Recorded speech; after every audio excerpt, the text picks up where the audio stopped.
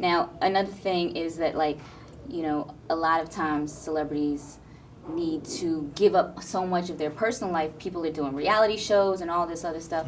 But I think that you've really maintained, you know, whatever drama that you might have had, you've also maintained a lot of privacy about your life. Like, you know, you're a father, you have a family, you know, people don't necessarily know who you are off record.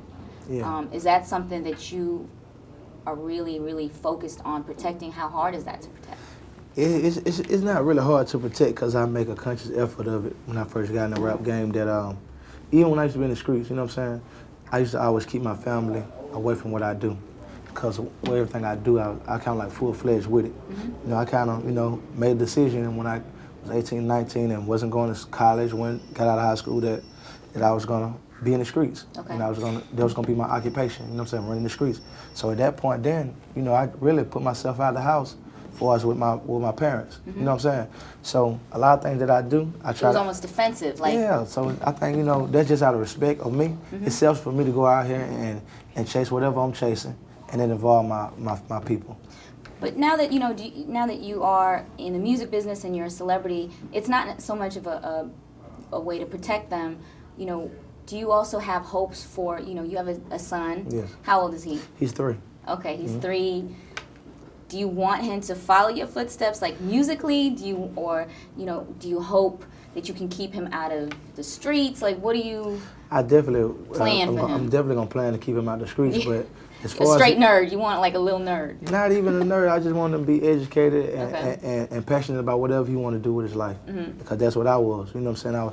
My mother instilled in me to get out there and learn what you need to learn as a child.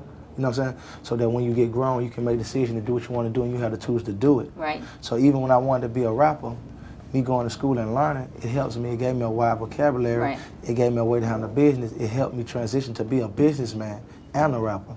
So what do you does he show any signs of He having loves that music. sort of? He loves music. You know, so my son loves music, but honestly, you know, I want him to have a chance to be whatever he want to be. I don't want him to grow up as, you know, my name is Gucci Man, but it comes directly from my father. Right. You know what I'm saying? So is he Gucci the Third? It's always been, since I was born, I always been Lil Gucci. Right. So I feel like, you know, and then I never embraced that until I started rapping. You know what I'm saying? This is going to be my rap name. You know what I'm saying?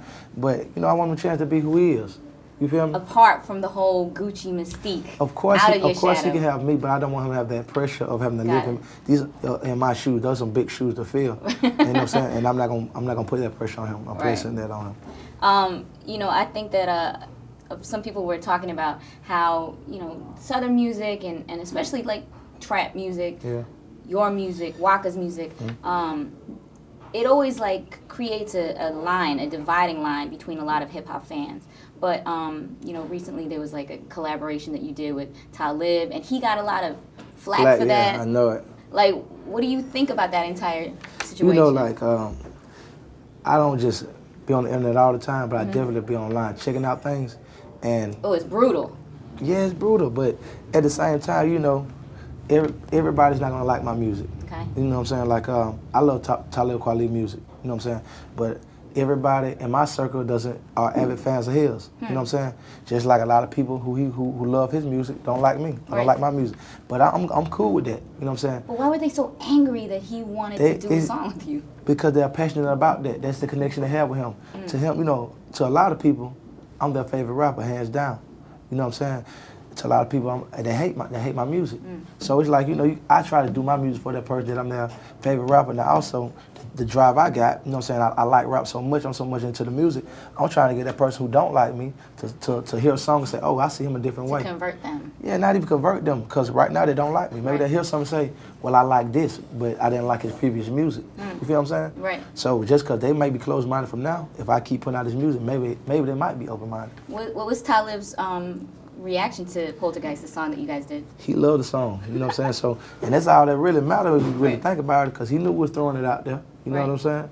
And he was cool with it, and I was cool with it, so if somebody said something bad, what we do, we would go hide in the shell. So we just, you know, I just did a song for him called Strangers, the remix, with him and Bun. So I just did it like a couple days ago, sent that to him. Is there anybody else like kind of out there that you would want to collaborate with that people would be surprised about? Andre 3000. Oh, that would be incredible. Andre 3000 maybe. Something off the wall, because like you have a lot of hipster fans too. You know, from Diplo doing remixes of your songs and Lifehouse. I got a song with 303 and Keisha. It's very hard. 303 and Kesha? Yeah, they got a song featuring me. What? Yeah. Okay. And they reached out to you, like? Yeah. They reached out to me. I don't know, maybe Madonna. Wow. Oh my God, that'd be crazy. Before we started talking on camera, you were talking about how, 5 years ago, if you were given a chance to either choose this life or not, if you can talk to me about that interesting sort of choice. I feel like, my first CD came out in 2005.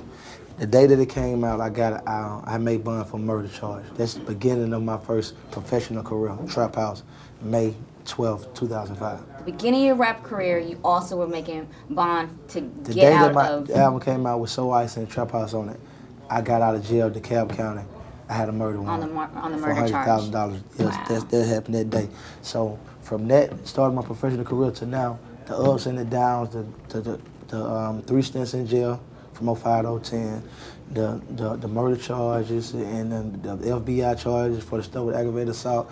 The beef. The loss of life I have experienced, you know what I'm saying? And all the things that came with it. If you ask me would I have chose that 5 years, yes, I would, hands down. Even though, like, during some of those years, there was, like, a risk that you were taking a couple times a year. It could have been painful. It was painful. Jail was definitely painful. Okay. You know what I'm saying? Losing friends and family is painful. Just that uncertainty of maybe you can get the death penalty for a charge. That's painful. Just what about beef in the street that you might bump into somebody? That shit is so stressful. But if the man that I am right now today, that stand to be today, I love the person I am today. You know what I'm saying? So if anything would have changed, like Back to the Future, anything would have changed back then, guess what? I wouldn't be who I am. Something would have changed. I might be bitter and angry now. You know, so I might be just in jail now, made a bad decision. Right now, I'm healthy. I got my health. You know what I'm saying? I got my family. I help a lot of people. You know what I'm saying? I'm proud of myself. I love it. That's really the reason why it's like a more relaxed, sort of different Gucci too, like that I'm talking to, as opposed to before when it felt like you had to clear the air, and now you're kind of like opening up. I guess it's like a plan, like even when going through the beefs and going through like all the flack that I got from the beef, you know what I'm saying, like allies. If I position myself with this person, then all his enemies, you know what I'm saying, and friends as well. You feel me? So it's like now that all that has just deaded itself. Back then I was thinking like, in a couple of years people gonna see the true story. I'm saying, oh well, this guy's not the guy that we thought he was, and this scenario didn't happen the way we thought it happened. And I knew it was gonna take time, and that was the pain. But of course the whole time I knew that it was gonna blow over. And I've been preparing for that. So now that it's blowing over, everybody looking like, oh look, this is what's going on. But the whole time I was just like, they're gonna see. It'll take time, but they'll see. But so now is the time to appeal to everyone and to now's the time to show that you're appealing. That I'm appealing.